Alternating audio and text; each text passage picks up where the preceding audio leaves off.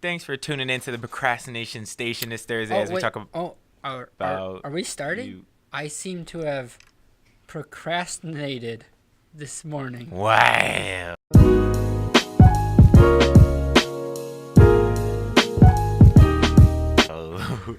Thanks for tuning in as we talk about YouTube Week. We are in YouTube Week. Specifically, you're talking about YouTube Rewind 2017. Right. And the themes that YouTube definitely were trying to portray. Right. In that.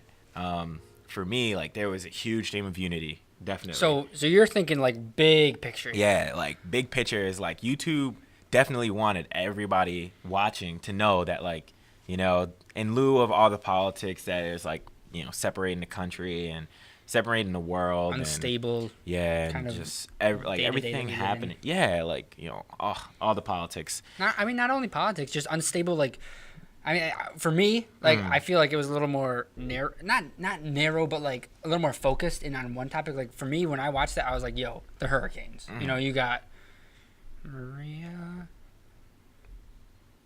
and the other one. Oops. Yikes! You know, I'm so sorry. I Texas. don't remember them. We care. I donated. I didn't because I'm poor, but that's okay.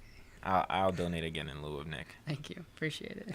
But yeah, the hurricanes. Yeah, you know, that's where my mind went to. I was like, yo, you know, and yeah, I guess like unity, yeah, but like I thought more like in that, like I thought it was more like we're here for you in the natural disaster. But I guess you're right when you do talk about like the big picture of unity, and I think, you know, just the unstable situation that we're in, not only physically from the world around us destroying us, but also, you know, political situations, you know, economic situations, everything. Racism. Social situations, Yeah. right?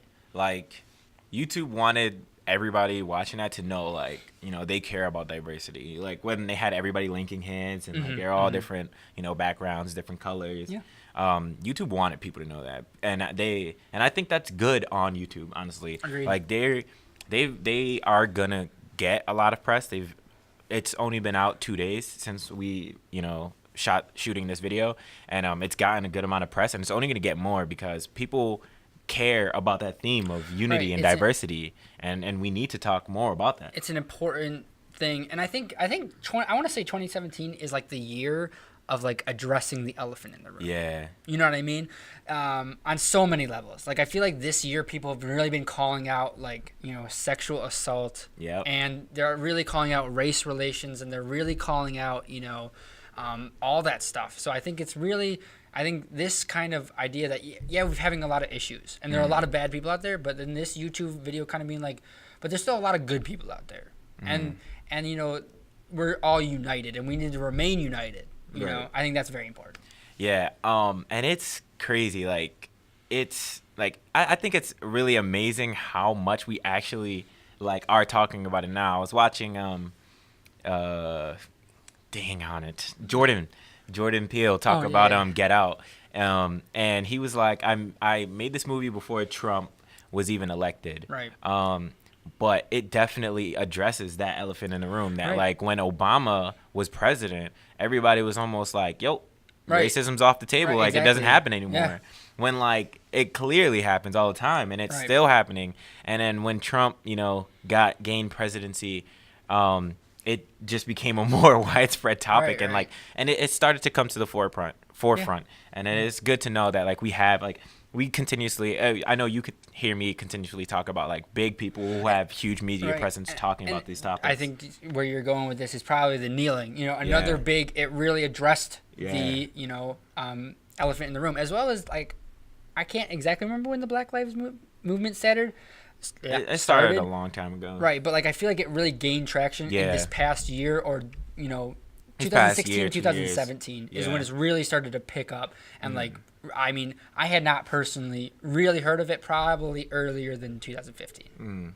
But I feel like these 2 past years, it's, like, exploded. Like, it's everywhere. There are T-shirts, rallies, you know, thousands and hundreds of thousands, if not millions of people know this and support this movement. Actually, now that you bring it up, I kind of wonder if YouTube made an artistic decision to leave out any type of like Black Matters propaganda or any type of like all lives matter propaganda or female lives matter or like any like kind of social activist kind of topic. Yeah, over-eating. Like any kind of one of those topics, like I wonder if they like that was like an artistic decision or like a PR decision. Maybe they just decided that YouTube isn't exactly like a political platform, so they just kind of want to stay out of it. They wanted to stay more towards the entertainment. I mean, but you like that's it's almost like being a hypocrite. It's like, all right, we won't talk about it, but in our video we'll make sure everybody holds hands and that they're all different colors, that we portray that we care about it, but we won't talk about it. That's like by having people holding hands, by addressing the hurricane situations, by addressing what happened in Egypt with the bombings and all those things, you are addressing political situations. And so like when you do that, you need to clearly have an opinion. I would agree with that. And I think I wouldn't have thought about that until we kind of had this discussion, but it's a good point. Like, why didn't they bring up Black Lives Matter? Because it's a huge movement. It really is. It's probably one of the biggest movements that I know of right now. And it's another thing, the Women's March. Right. For a while I thought that the Women's March was one thing, but there's been hundreds of Women's Marches across the country. Like, that is a huge phenomenon as well. So just that they didn't even address that. Yeah, and I mean, maybe it is a PR standpoint. Maybe their representatives were like, let's not do it. Let's leave out like the titles and the labels of those different groups, and let's just focus on unity. Yeah, focus on that unity theme. Because I mean, YouTube has always done a good job of including their creators from other countries and things like that. Because YouTube obviously cares about their platform and the people bringing the money, and a lot of those people are in other countries, as well as the United States. And that's why I was like, all right, like when the whole eclipse happened and they were showing the clips of the hurricane, and then they cut to a clip of somewhere that's not in the United States, I was like, all right, big up to YouTube, for putting that in, because you're showing that you care. But like it definitely makes me feel like I don't know. I guess my main question for you is like, do you feel they've hinted? No, I don't think they hinted. They blatantly addressed diversity. Do you think they did it like do you think they did a good job? And I think this kind of goes back to what I was saying in the other video. I guess. In the other video, I think watch that if you haven't watched it. This wasn't my favorite YouTube rewind, and I think part of the reason may have been because they tried to make it an entertainment video as well as an emotional video. Right. And it's you got to pick. I think you can have a good compromise. I think you can. I just don't. I think almost you need one of them to be a major focus. Yeah. One of them has to be more important than the other. And I think that they try to split it I don't know. I just don't think they did a good job with it. I don't know. I think they tried to split it too evenly. They didn't go in depth enough on the diversity, but then at the same time, I felt there was a lot of times where they didn't go in depth enough on the funny, haha, making me laugh. I think, well, contrary to what Nick said, and I said this in the last video, I think they did a great job. But that's because, like, for me, YouTube is, and I think big companies need to start taking advantage of their platforms and starting to push the message of the things we care about, push the message of women's rights. Push the message of diversity in the workplace and diversity everywhere you go.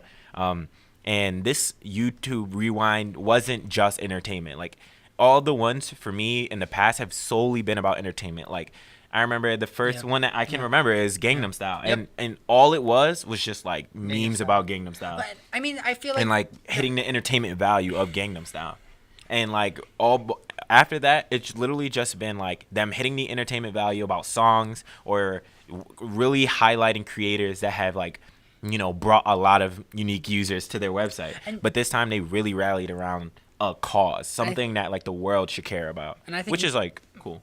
I think maybe that's why I didn't like it as much, because YouTube is where I go.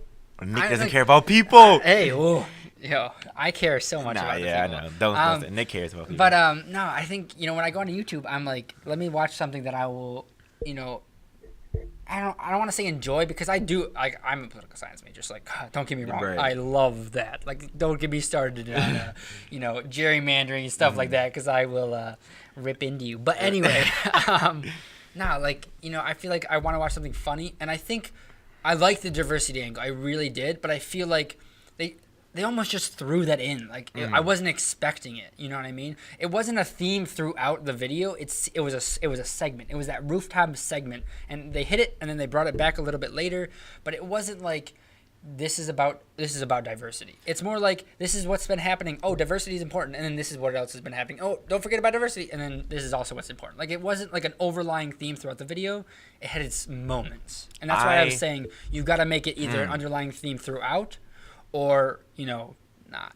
All right, I'm gonna challenge that opinion.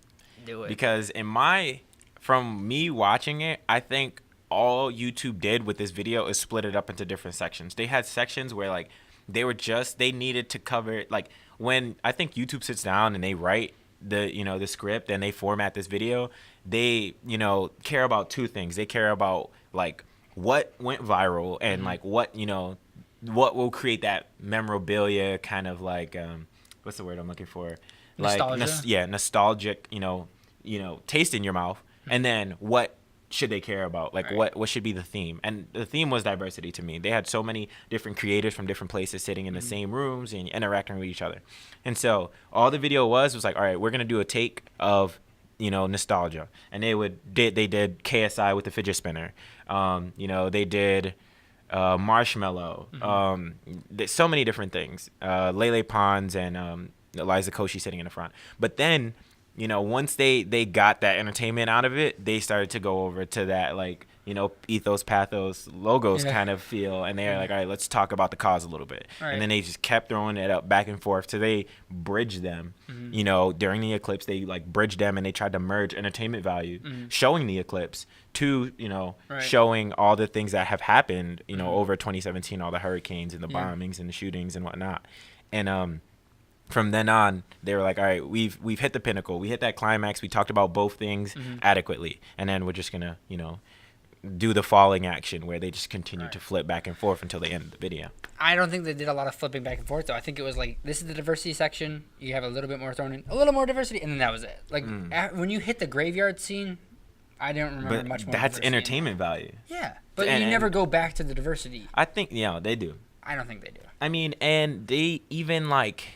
Well, towards the end, I would say they did a lot of entertainment because they're just kind of summing up the video. But I mean, I think my point is, yes, they have a lot of artists throughout the world, a lot of artists from different backgrounds, different races, different religions, different creeds. But I don't think that's enough to be like, oh, we have a lot of diversity in this shot. That means we're talking about diversity. I think, the moments where they were like holding hands and stuff like this and doing those things and showing diversity and showing unity, that's when they were talking about diversity, not just by having a bunch of different people in a room. And I think that's where YouTube kind of falls flat. Like they they want to get entertainment. They want to get like that feel. I find it hard to kind of put together the words for what I'm trying to say. But when they talk about diversity, they think that they're doing it justice by just putting multiple people of different backgrounds in the same room. But I don't think I don't think that. Yeah, and exactly, and that's what you're saying. But I'm saying like that to me adds to the value of diversity. Seeing them in the same room is a powerful statement. Right, but you already know that YouTube backs all these, like, they're YouTube stars. Exactly, that's what they're there for. Yeah. You know what I mean? Like, that's already known. So just putting them in a room together isn't like, hey, now that's diversity. You know what I mean? I think it's almost just like Schenectady. Like, they're just gonna keep. No, not that's the. Schenectady. That's a town. No, city. I'm thinking of the phrase. I need to think of it. It's been a long day, but it's just them like going back to it. It's like, they use their entertainment value, but they'll always keep retouching it because they want to keep reinforcing it through the end of the video. So even if they don't talk about it, but they actively just put a scene in it where they're just like, all right, we're talking about fidget spinners here. All right, now we're going to hit really deep and we're going to do the eclipse and we're going to talk about the shootings and, talk about all that explicitly. But now we're going to go back to entertainment. All right, we need to still hit and talk about diversity. So let's just show a scene of two different creators in the same room. Like, it still refers back to that overall message. I don't think it does. At least not strongly enough for me. And that's what I'm saying. You either need to be wholeheartedly into the diversity, and that needs to be the theme of the entire video, or you're not. Yeah. But something that I just thought of, actually, it kind of goes back into what we were talking about with the political statements. They really didn't touch on politics a lot, which is interesting to me because if you watch the video, it opens and closes with who? Eliza Koshy. No. Oh. Stephen Colbert. Yeah, right. A political, show host. Right. So much of his show is talking about politics. That's just interesting that they never really brought that angle in. I think that's a PR standpoint. I think like being owned by Google has a standpoint, and so YouTube has to reflect that standpoint. But they chose to just sit on the fence. What is Stephen Colbert? Is he Republican, Democrat? Do you know? Because I don't know. I don't really watch his show. I'm more of a John Oliver fan. To be fair, I've been told. I think he's a Democrat. For my personal, but someone told me once that he's like a Democrat who pretends to be a Republican on the show. Like his persona is a Republican. I don't know about that. I feel like he's a Democrat, but I could be wrong. Yeah, I don't really know. I like Trevor Noah and I like John Oliver. So those are the ones I really pay attention to. But I mean, that's probably their standpoint. From a PR standpoint, they were like, let's not dive too much into showing our political view. Like, diversity is kind of a thing that everybody can get around. But like when they start to dip into the politics of it, they lose a whole thingy. But I had a little longer talk on a Thoughtful Thursday. I hope you guys liked it. If you thought it was too long or too short, let us know in the comments below. And leave us a couple suggestions of what you want to see for a theme. We could do anything. We've done finals. We've done Grammys. Right. We have holidays. We have so many more coming up, so many more planned. And also, I know we're asking a lot, but there's a form in the description of linking to, some questions about how the show is. Do you like the editing? Do you like the lighting? Right. The formatting of the show? Tell us what you think. Pretty please fill it out. We would like it a lot, and I will give you a metaphorical ice cream sundae with cherry on top. I would totally eat that. Thanks for tuning in to the Procrastination Station. Follow us on social media at the Procrastcast. I am your host, Kevin James Booker. You can find me at Kevin James Booker. I am your host, Nick, and you can find me at Nick Bob Clark Pants. Yeah. Thanks for tuning in. We'll see you next week.